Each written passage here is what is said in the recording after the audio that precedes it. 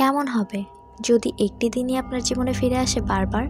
আপনি চাইলেও সেই দিনটি থেকে বের হতে পারছেন না, আটকে গেছেন কোনো এক গোলকধাঁধায়। আজকে এমনই একটি দুর্দান্ত নাটকের এক্সপ্লেনেশন নিয়ে এসেছি আপনাদের জন্য। নাটকটি পরিচালনা করেছেন ভিকি জাহেদ, এবং আমরা সবাই জানি ভিকি জাহেদ মানেই অন্যরকম কিছু। তো চলুন গল্পটি শুরু করা যাক। এই হলো গল্পের মূল চরিত্র নীলা। নীলা ফ্রিজে কিছু একটা খুঁজছিল। তখন নীলার রুমমেট শারমিন এসে বলে, কি খুঁজছিস? নীলা বলে, লিকুইড মিল্ক। শারমিন জানায়, লিকুইড মিল্ক তো শেষ হয়ে গেছে। তারপর নীলাকে জিজ্ঞেস করে, কি বানাবি? রাশেদ ভাইয়ের জন্য পায়েস? নীলা বলে, হ্যাঁ। নীলা তখন বৃষ্টির মাঝে নিচে গিয়ে লিকুইড মিল্ক কিনে নিয়ে আসে। তারপর খুব যত্ন করে পায়েস রান্না করে এবং পায়েসের ওপর লেখে, শুভ ষষ্ঠ ভালোবাসা দিবস। তারপর চলে যায় রাশেদের সাথে দেখা করতে। এই হলো রাশেদ, নীলার বয়ফ্রেন্ড। তাদের রিলেশনশিপটা এখন আর আগের মতো নেই। পরিবেশের নীরবতা ভেঙে রাশেদ বলে, তোমার সাথে গত 6 মাস ধরে আমি প্রেমের অভিনয় করে যাচ্ছি, আমি আর তোমাকে ভালোবাসি না। তখন নীলা বলে, কিন্তু আমি তো তোমাকে এখনো ঠিক প্রথম দিনের মতোই ভালোবাসি। রাশেদ বলে, এমন না যে আমি অন্য কাউকে ভালোবাসি, কিন্তু তোমার প্রতি আমি আগে যে ভালোবাসা অনুভব করতাম এখন আর সেটা অনুভব করতে পারছি না, তাই আমার পক্ষে এভাবে অভিনয় করা সম্ভব হচ্ছে না।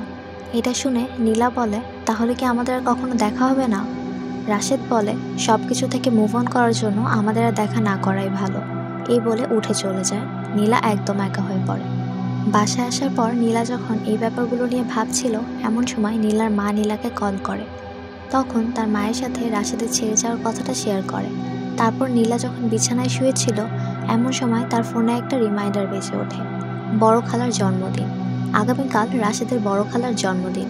রাশেদকে মনে করানোর জন্যই নীলা রিমাইন্ডারটি সেট করেছিল। নীলা রাশেদকে কল করে, এ ব্যাপারে মনে করিয়ে দেয়। নীলা আরও বলে, আমি তোমার কাছে কিছু একটা চাইবো, দেবে? রাশেদ বলে, সাধ্যের মধ্যে থাকলে দেব। নীলা বলে, আমি তোমার কাছে একটি দিন চাই, সেই দিনটা আমরা আবার আগের মতো করে কাটাবো। রাশেদ বলে, এই অভিনয় করে তোমার ভালো লাগবে? নীলা বলে, হ্যাঁ, কারণ আমি তোমাকে এখনও ঠিক আগের মতো করেই ভালোবাসি।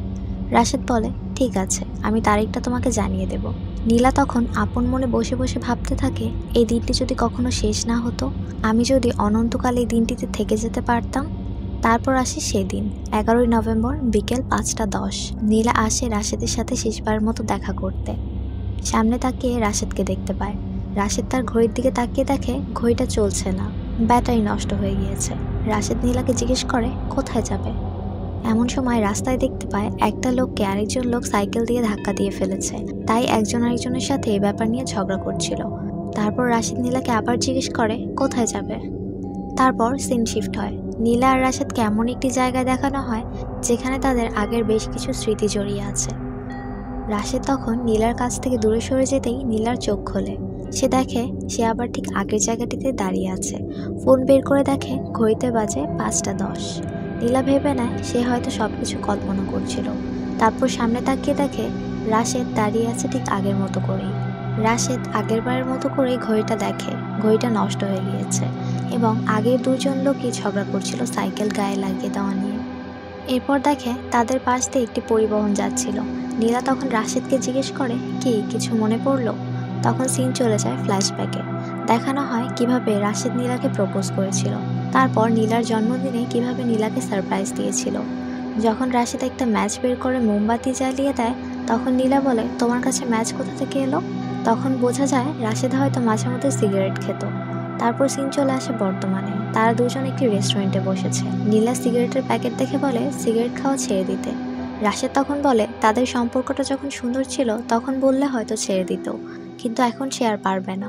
মূলত তাদের সম্পর্কটা ভেঙে যাওয়ার মূল কারণ হচ্ছে নীলা রাশেদের কাছে নিজের অনুভূতিগুলো প্রকাশ করতে পারতো না। কিন্তু তার মানে এই ছিল না যে নীলা রাশেদকে ভালোবাসতো না। নীলা রাশেদকে অসম্ভব ভালোবাসতো, কিন্তু কখনো সেভাবে প্রকাশ করতে পারেনি। এইসব কারণেই আস্তে আস্তে তাদের মধ্যে অনেকটা দূরত্ব সৃষ্টি হয়ে যায়। রাশেদ যখন নীলাকে এইসব বলছিল, তখন নীলা রেস্টুরেন্টের সবার সামনেই রাশেদের পা ধরে বলতে থাকে যে রাশেদ যেভাবে বলবে নীলা সেভাবেই চলবে, কিন্তু তাকে ছেড়ে না যেতে। এইসব বলে কান্না করতে থাকে। আশেপাশের সবাই তখন তাদের দিকেই তাকিয়েছিল। রাশেদ তখন বিরক্ত হয়ে নীলাকে ফেলে চলে যায়। তখন আবার নীলা চোখ খুলতেই দেখতে পায় যে সে ঠিক আগের জায়গাটিতেই দাঁড়িয়ে আছে। ফোন বের করে দেখতে পায় ঘড়িতে বাজে 5টা 10 এবং যে ব্যাপারগুলো একবার তার সামনে ঘটে গিয়েছে সেগুলোই বারবার হচ্ছে। এভাবে যতবারই নীলা রাশেদকে তার কাছে রাখার চেষ্টা করে ততবারই রাশেদ নীলাকে ছেড়ে চলে যায়।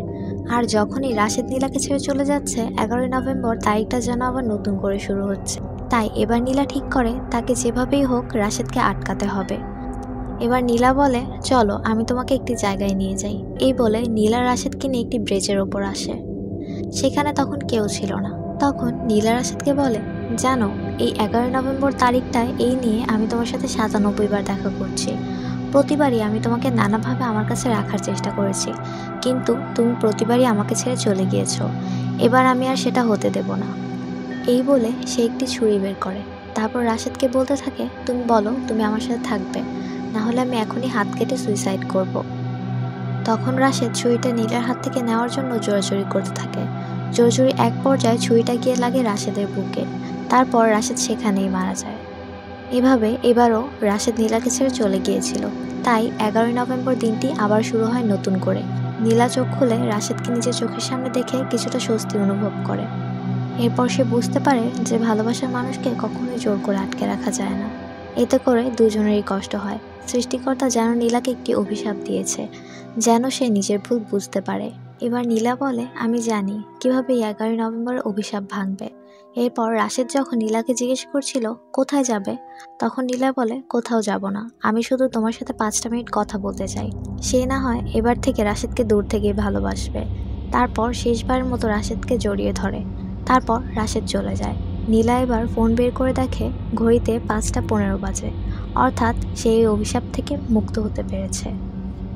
তো এই ছিল আজকের গল্প। বাংলাদেশে টাইম লুপ নিয়ে তেমন কোনো নাটক দেখা যায়নি। আমার কাছে এই গল্পটি ভালো লাগায় আপনাদের সাথে শেয়ার করলাম। নাটকটির লিঙ্ক ডেসক্রিপশন বক্সে রয়েছে, আপনারা চাইলে দেখে নিতে পারেন। তো আজকের মতো এখানেই বিদায় নিচ্ছি। আপনাদের কাছে ভিডিওটি যদি ভালো লেগে থাকে তাহলে অবশ্যই একটি লাইক ও কমেন্ট করবেন। এমন আরও ভিডিও দেখতে সাবস্ক্রাইব করে ফেলুন। Till then, stay safe and keep supporting.